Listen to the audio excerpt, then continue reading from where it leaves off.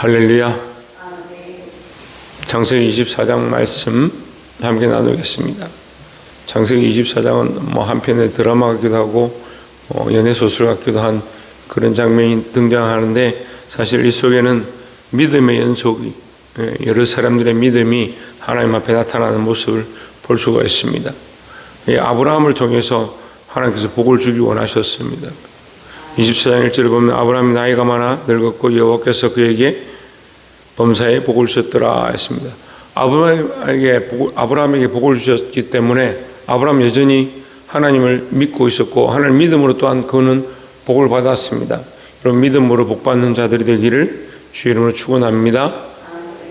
이것은 우리 삶에 주시는 은혜이고, 더 나아가서 천국에 대한 소망이기도 하고, 우리는 천국에 대한 소망으로 하나님께서 복 주실 것들을 믿어야 하고, 더 또한 이 땅에서도 복 주실 줄 믿습니다.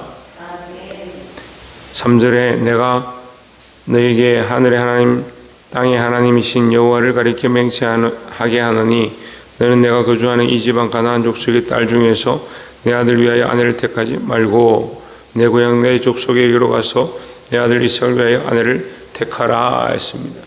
여기 아브라함의 믿음이 나오죠. 하나님의 약속을 지키는 것이 믿음이다.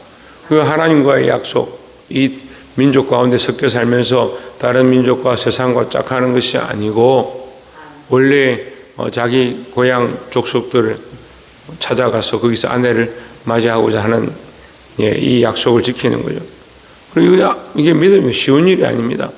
당장 눈앞에 보이는 거, 가까이 있는 거, 자기가 좋아하는 거, 세상에 가지고 싶은 거, 그걸 가질 수 있죠. 하지만 믿음의 결단을 가지고 내 고향에게로 가라. 거기서 그거 오지 않으려면 내버려 두고 하나님께서 너를 인도하실 것이다. 이런 고백들을 합니다. 여기서 이 아브라함의 믿음을 우리도 배워서 세상에 편한 대로 살지 말고, 그 사람들의 기준들이 참 자기가 하고 싶은 일을 하고 편하고 맛있으면 아이고 참 오늘 좋다 이렇게 생각하는데, 편하게 눕고 먹고 마시는데 목적이 있는 게 아니라 믿음의 결단들로 사시길 바랍니다. 아브라함의 믿음이 나오고 그 다음에 이제 이 종의 믿음이 나옵니다. 12절에 그가 이르되 우리 주인 아브라함의 하나님 여호와의 원하건대 오늘 나에게 순조롭게 만나게 하사 내 주인 아브라함에게 은혜를 베푸시옵소서 했습니다. 늙은 종이 길을 떠나서 이 아브라함의 아들 이삭의 아내를 찾고자, 이삭의 아내를 찾고자 떠났는데, 그가 가면서 기도하는 겁니다. 하나님께서 은혜를 베풀어 주시고 순적히 만나게 해주십시오 이렇게 하는 겁니다. 뭘 구합니까? 하나님의 은혜를 구했습니다. 여러분, 믿음을 가진 자들은 하나님의 은혜를 구합니다. 믿음이 없는 자는 뭘 구하겠습니까? 나의 편함과 나의 즐거움을 구하는 겁니다. 그 기도의 방향과 방식이 나의 즐거움과 내가 하고 싶은 것들이 나의 기도냐, 아니면 하나님의 은혜를 구하는 것이 우리의 기도냐. 자기 기도를 평가할 수 있어요. 내가 지금 기도하고 있는데 나는 하나님의 은혜를 구하는가, 하나님의 뜻을 구하는가, 아니면 내가 하고 싶은 거, 내가 편한 걸 구하고 있는가, 늘 점검해야 합니다. 그렇지 않으면 우리가 어떤 기도를 하느냐, 자기를 위한 기도를 하는 거죠. 이 종은 하나님의 은혜를 구하고 아브라함에게 은혜를 베풀어 주시옵소서, 내 주인에게 은혜를 베풀어 주시옵소서, 하나님의 역사를 보게 해 주십시오 그렇게 기도를 했습니다. 이 종의 믿음, 우리가 아브라함 믿음 정도 안 된다면 이 종의 믿음이라도 배워야 한다라는 거죠.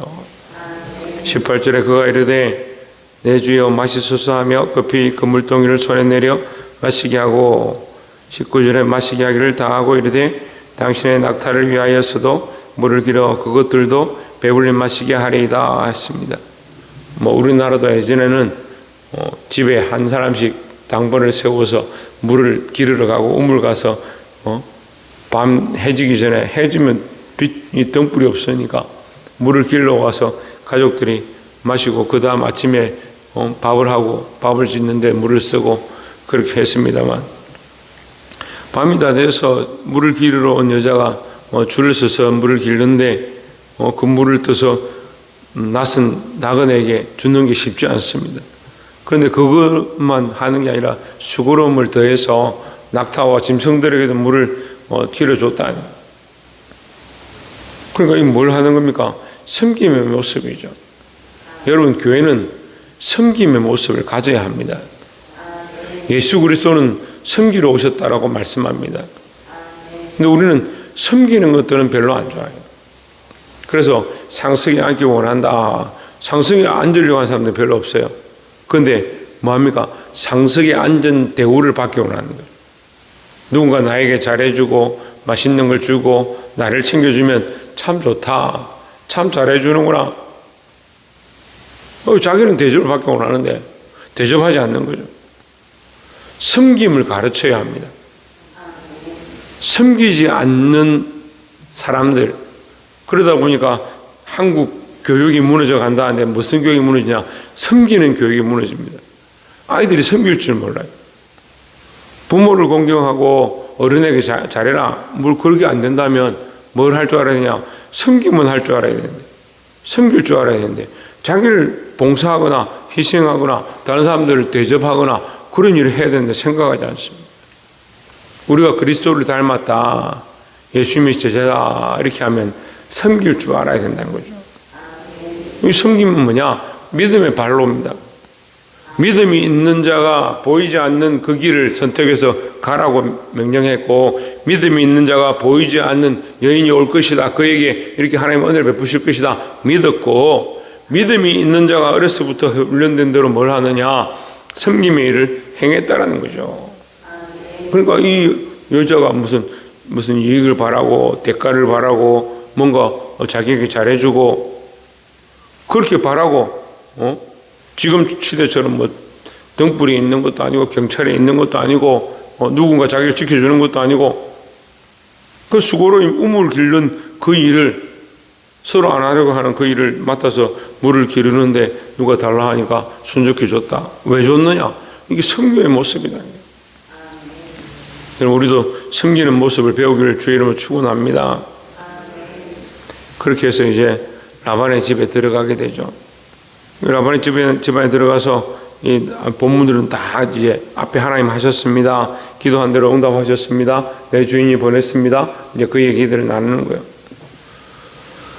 근데 57절에 보면 그들이 이르되 우리가 소녀를 불러 그에게 물으리라. 57절에서 무슨 말이냐면 이제 얘기를 다 하고 이제 종이 이제 유숙한 다음에 이제 떠나려고 합니다.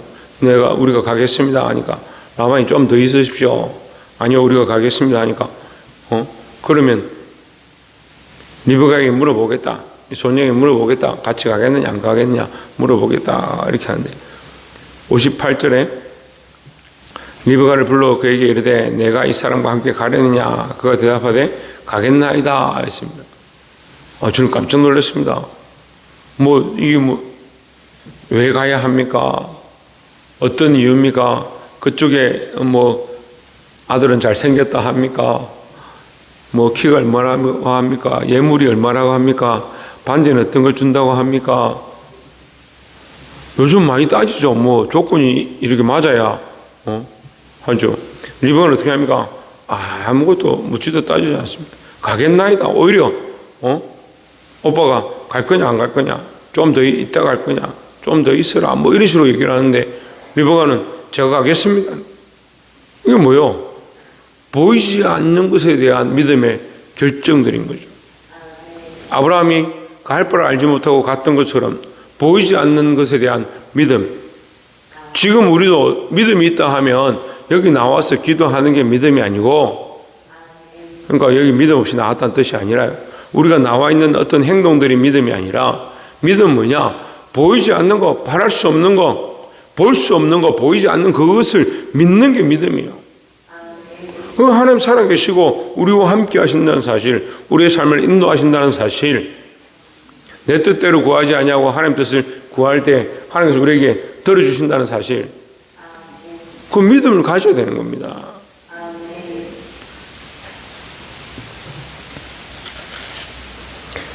마지막 67절에 보면 이삭이 리브가를 인도하여 그의 어머니 사라의 장막으로 드리고 그를 맞이하여 아내로 삼고 사랑하였으니 이삭이 그의 어머니를 장례한 후에 위로를 얻었더라 했습니다. 네, 말씀 맺겠습니다.